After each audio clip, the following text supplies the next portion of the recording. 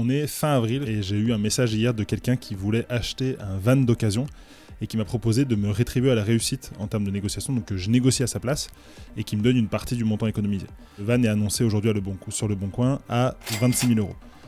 Il aimerait l'avoir, idéalement dans un monde parfait, à 15 000 € ou sinon à 19 000 €. C'est pas quelque chose que je fais d'habitude de négocier pour les gens, je le fais pour des entreprises, mais pour des particuliers, je trouve ça toujours un peu risqué, notamment quand c'est uniquement rémunéré à la réussite, parce que si ça se fait pas, du coup je passe du temps, j'amassis du temps pour rien.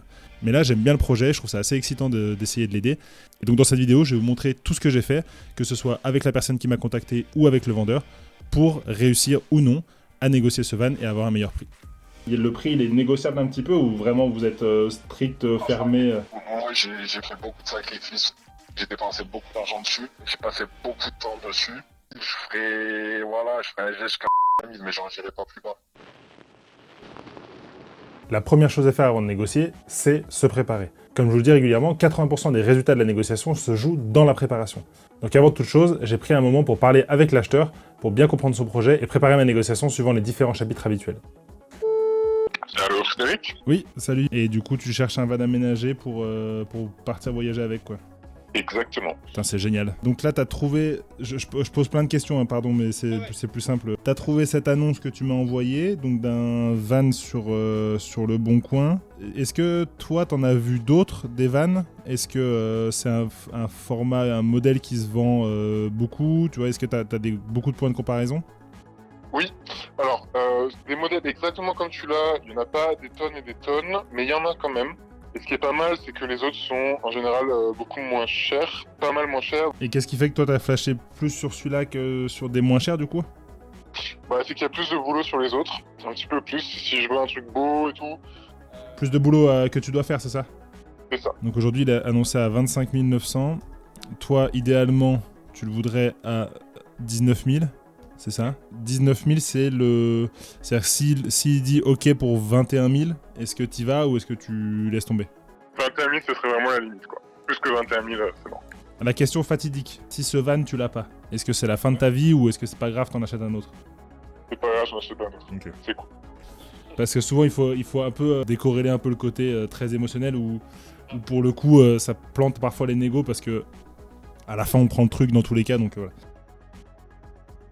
Moi, ce que j'ai vu dans l'offre que tu m'as envoyée, que j'ai trouvé potentiellement bon pour une négociation, c'est suite à abandon de projet. Donc tu vois, ça fait le gars qui a commencé un truc, à mon avis, qui s'est peut-être séparé ou qui a eu des soucis de santé. Ils disent superbe sprinter, donc je pense qu'il a quand même une valeur émotionnelle. Ça, ce sera le truc un peu difficile. Si lui, il l'a évalué à ce prix-là, ce sera peut-être difficile de le baisser. Par contre, il y a peut-être le côté... le mec, il a plus le temps de le finir. Tu vois, il dit j'ai plus le temps de le finir. Alors, c'est la deuxième ligne de son annonce, j'ai plus le temps de le finir. Donc en gros, il veut s'en débarrasser. Donc le côté, si ça peut aller vite, je pense que ça peut aider. Ce qui fait la spécificité de celui-là, c'est qu'il a un peu travaillé, c'est que la carrosserie est nickel, il a mis quelques petites options, mais quand on additionne tout, tu vois, à la fin, ça fait quand même pas autant. Véhicule acheté, préparé pour un long voyage, malheureusement, Covid, guerre, nous devons à regret nous en séparer. Donc à mon avis, ils vont pas tout seuls. Ça veut dire que potentiellement, il y aura peut-être 2 personnes à convaincre. Je sais ce que je vends, donc les rigolos, les rêveurs, merci de passer à l'annonce suivante. Les autres modèles que tu as vus, du coup, les principales options, comme tu disais, c'était... Il n'y a pas la carrosserie, 4x4, c'est un peu rare aussi, bon, ça se trouve, il y a un peu de train, mais c'est un peu rare, il a l'air assez propre, donc il a l'air en bon état, quoi. Écoute, moi, s'il est chaud, et que pour aller vite, moi je suis prêt à y aller genre le lendemain, à payer, s'il y a un moyen de paiement qui l'arrange, etc., je peux être... arrangeant là-dessus. T'as le cash disponible très vite. Ouais. Ok, parce que ça je pense que, en tout cas dans les ventes de véhicules comme ça, le côté je viens avec le cash dans 2 jours, ça peut accélérer le truc, quoi, tu vois. Il t'a parlé du fait qu'il avait d'autres personnes intéressées ? Non, il m'a pas dit. Et dernière question, ça fait longtemps qu'elle est en vente l'annonce ? 19 avril ? Non, Ah non, c'est pas vendu. Donc potentiellement le gars il a peut-être eu des milliards d'appels aussi. À voir, ouais, à voir. Donc là, le van, il est basé à Montpellier, un truc comme ça ? Ouais. Donc là, toi, t'es actuellement à Marseille. J'essaye de voir comment moi, je pourrais négocier à ta place, tu vois. Est-ce que je me fais passer pour toi ? Et dans ces cas-là, c'est bizarre qu'on se mette d'accord et qu'après, il a un autre numéro qu'il appelle. Est-ce que je suis, je sais pas... on est 2 frères et on veut acheter un van de rêve pour notre père, tu vois, j'en sais rien. Hier soir, je me dis que j'allais en parler à un ami. Ok. En restant très vague sur le truc. Ça peut être un projet pour partir à 2 en voyage. Hein. Oui, effectivement. Une technique qui peut bien marcher, c'est le fait qu'il a envie de le vendre à quelqu'un qui ait le même, un peu les mêmes valeurs que lui ou le même projet que lui, tu vois. Et du coup, comme ils avaient des projets voyage, ça peut être... Ouais, c'est pareil. Voilà. Bon, c'est un peu finir ce qu'il avait commencé, quoi. Et dire que du coup on est un peu ric-rac sur le budget et que nous on n'avait pas prévu jusque-là et annoncer un budget très bas puis après remonter, tu vois, en disant bah voilà, nous à la base on était plutôt parti sur 14-15 000, mais là quand on voit la qualité de ce que vous vendez, on se dit qu'on pourrait peut-être aller chercher un peu au-dessus et tout ça. Et voilà. Bon, je te promets rien, hein, quoi. Je suis convaincu que ça peut fonctionner. Après tu sais jamais le caractère de la personne, en plus c'est à distance. En plus, le gars, il a clairement écrit noir sur blanc qu'en gros, il savait ce qu'il vendait, donc ça veut dire cherchez pas à négocier avec moi. Donc tu vois, il va falloir vraiment l'approcher de façon, je dirais, délicate pour voir. Je suis chaud pour tenter le coup. Allez. Donc comme vous l'avez vu à l'instant, je lui ai posé pas mal de questions qui étaient importantes pour moi, pour bien comprendre sa situation, ses limites, et puis surtout voir comment on pouvait attaquer le sujet. Là, je vais me renseigner un petit peu sur Internet sur quels sont les modèles qui existent en vente, construire un peu une histoire aussi sur qui on est, qu'est-ce qu'on a envie de raconter comme histoire, et puis ensuite je vais essayer d'appeler le vendeur et pour voir un petit peu ce qu'on arrive à obtenir.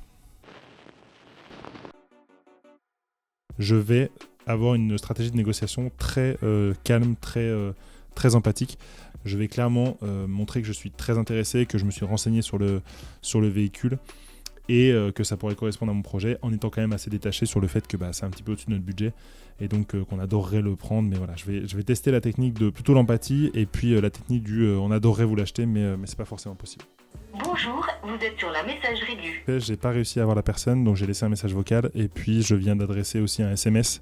Ça permet de l'appâter un petit peu et montrer qu'on est peut-être des meilleurs acheteurs que d'autres messages qu'il a pu recevoir. Vous disiez dans votre annonce que vous aviez un projet mais qui a avorté, c'est parce que vous avez fait énormément de réparations. Quand j'ai remarqué, la liste est quand même assez impressionnante. C'est vous qui avez fait tout vous-même ? Non. J'ai pas les capacités à... parce que j'allais dire, sinon, J'y connais rien en mécanique. Les petits détails, c'est moi qui les ai faits, mais la grande majorité de ce qui a été fait, ça a été fait par des professionnels. Ça marche. Et du coup, c'était pour un projet de... Quoi, si c'est pas indiscret, parce que du coup, nous, on a un projet de voyage aussi derrière. Vous, c'était pour un projet aussi de partir après en van aménagé un peu en long terme ? On devait partir sur 2 ans, sur un tour du monde sur 2 ans. Oh. En fait, on était 2, on avait un enfant, donc ça convenait très bien. Et on devait partir sur 2 ans sur un tour du monde. On a eu un deuxième enfant. Ensuite, il y a eu le Covid. Et du coup, entre-temps, j'ai racheté un camping-car, un vrai camping-car de papier. Je voulais pas le vendre parce que j'ai mis 2 ans à le trouver. Quand je l'ai trouvé, pour un véhicule comme ça... qui est correct, c'est très difficile et j'ai passé beaucoup de temps dessus, beaucoup d'argent, mais là je le vois, il est devant la maison, il prend la poussière et ça m'énerve et je préfère autant récupérer mon argent et... Vous avez mis, il n'y a que 3 photos, mais déjà il paraît en très bon état, la carrosserie extérieure paraît très bien. Il est pas parfait, mais c'est un véhicule qui a été rénové, restauré, ou je sais pas comment on peut le dire, mais pour... le long terme. On le kiffe parce que vraiment c'est un véhicule qui a de la gueule. Tu l'as partout où tu passes, il fait tourner les têtes. C'est comme si t'avais une Lamborghini. Hein. Non mais clairement. Nous ça fait un petit moment qu'on regarde, on a un projet de voyage plutôt à travers l'Afrique, justement, d'où l'intérêt du 4x4. Pour aller un peu dans les pistes et tout ça, et on regarde un peu on a regardé différents modèles de van. Il y a la piste du Defender aussi qui est bien, mais qui est, pour le coup qui est assez cher, puis c'est petit, quoi. Vraiment c'est un tout petit véhicule de place, quoi. Et du coup il y aurait cette option là, donc c'est pour ça que ça nous intéresserait vachement. Et là pour le coup ce serait pareil, faire un long voyage, on sait pas encore, pour l'instant on est parti sur un an et demi. On aimerait bien documenter tout ça, donc ça pourrait vraiment correspondre à ce qu'on recherche. Voilà, vous pouvez me faire rêver. Si en plus vous faites une chaîne YouTube et que je vois mon sprinter au bout du monde, ça me rendrait dingue. Parce que les manuels trotteurs, je les ai... Vous voyez, ça fait maintenant 3 ans qu'ils sont en Afrique, et moi je les suis depuis le tout début. Le tout début, quand ils ont acheté Léon. Ouais, c'est clair, c'est ce genre de projet qui fait rêver, quoi, vraiment. À ce moment-là de la négociation, je commence à prendre confiance parce que j'ai l'impression que le contact se passe bien avec le vendeur et que surtout, il croit à l'histoire que je lui raconte et donc du coup, il est motivé pour potentiellement faire un geste pour nous permettre de vivre ce projet-là. Alors, le mensonge, c'est pas forcément toujours une bonne technique de négociation. Là, je l'ai fait parce que ça me concerne pas moi directement, mais ça concerne une personne qui, à la fin, voulait juste le sprinter. Et à la limite, ce qui se passe une fois qu'il l'a acheté, ça ne regarde que lui. Mais de façon générale, quand je négocie pour moi, j'ai tendance à être plutôt transparent et très honnête sur les raisons qui font que j'ai envie de baisser le prix. J'ai vu que l'annonce, elle était assez récente, ça fait longtemps du coup. Non, vous venez de le mettre en vente, c'est ça? Je l'ai mis il y a une semaine, je vais pas vous mentir, là j'ai 50 personnes dessus, je me suis pas harcelé, il intéresse tellement de monde, c'est un véhicule tellement exceptionnel que il intéresse vraiment beaucoup de gens. Ouais, j'imagine. Et vous êtes pressé pour le vendre aujourd'hui ou vous prendrez, je dirais, vous avez le temps d'attendre et vous prendrez le meilleur projet ou la meilleure offre ou... Moi, tant qu'il est loin chez moi, il est à vendre. Okay. C'est ce que je dis à tout le monde. C'est-à-dire que la personne qui vient, qui me ramène un chèque de banque, qui vient, qui me fait un virement ou même qui me ramène en espèces, la personne qui vient le chercher, il a rien. Ouais, ok, ça marche. Bah là, c'est aussi le but, c'est que... Actuellement, il est à Marseille, il rentre aussi d'un voyage et puis du coup, il est pas très loin. Il serait intéressé. Après, nous, ce qui est compliqué, c'est qu'en termes de budget, on était parti sur un truc un peu plus bas, donc on aimerait mettre un peu plus parce que quand on voit le type de véhicule, bah, comme vous disiez tout à l'heure, c'est un peu une Lambo des vannes, donc on sait que ce serait plus intéressant. Vous disiez, voilà, je sais ce que je vends, les rigolos, les vendeurs, les rêveurs et tout ça, mais le prix, il est négociable un petit peu ou vraiment vous êtes strict, fermé Moi, j'ai fait beaucoup de sacrifices. J'ai dépensé beaucoup d'argent dessus. J'ai passé beaucoup de temps dessus. Il est pas parfait. Et le prix est raisonnable. Je vois les annonces, c'est des épaves qui sont plus chères. Ouais, bon, on en trouve. Il y en a aussi qui sont un peu moins bien, mais qui sont aussi beaucoup moins chers. Donc c'est pour ça que je voulais discuter avec vous. Les Sprinter 4x4 ? Non, pas forcément les 4x4, justement, c'est là que c'est compliqué à trouver, ouais, ça c'est clair. Non, mais je parle d'un Sprinter 4x4, c'est unique. Dans la France, il y en a 2 ou 3 des modèles comme ça. Je parle pas des modèles un peu plus récents qui sont pour l'électronique. Non, c'est super rare comme véhicule. Moi, je veux récupérer mon argent. Donc, j'ai pas le bradé non plus. En plus, il y a du monde, il y a tellement de monde qui l'intéresse. Je le mettrai plus cher, je le vendrai. C'est un prix correct. Vraiment, si la personne à 25 000, je ferai un geste jusqu'à 25 000, mais j'en j'irai pas plus loin. Bah, dans ces cas, je vais pas vous faire perdre votre temps parce que nous, on a forcément un budget qui est hyper serré parce qu'on a potentiellement un gros projet derrière, donc on est ric-rac. Et moi, je voulais vous proposer 19 000, mais il peut être demain avec la valise devant chez vous, 19 000 virement ou quoi que ce soit et l'emmener. Mais du coup, ça fait beaucoup trop bas. Ah là là. Non, 19 000, c'est impossible. 19 000, franchement, je sais pas où moi, 19 000, je le laisse devant la maison, je le regarde tous les jours et ça peut être possible.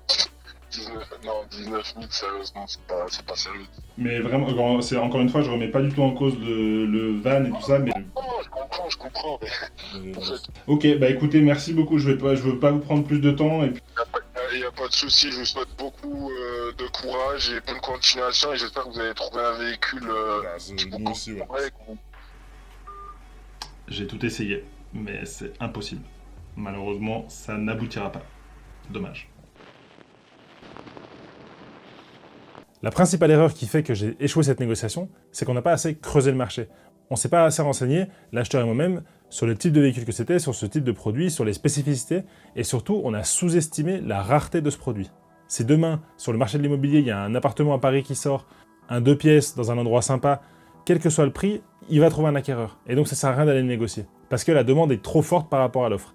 Et là, c'est exactement ce qui s'est passé. Il y a très peu de vannes 4x4 comme ça qui sont en vente. Donc du coup, on n'avait aucun levier de négociation. Le rapport de force était trop fort. Je suis sûr qu'il a trouvé un super acquéreur pour son van. Et moi, de mon côté, ça m'a permis de faire cette belle vidéo où je vous partage toute ma méthode en temps réel. Cette méthode, elle fonctionne aussi très bien dans l'immobilier. Dans cette vidéo, j'avais aidé une cliente à gagner plus de 10 000 € dans son achat immobilier. Allez la regarder, je suis convaincu que ça peut vous aider. On se voit là-bas au dimanche prochain et d'ici là, négociez mieux et soyez audacieux. Ciao!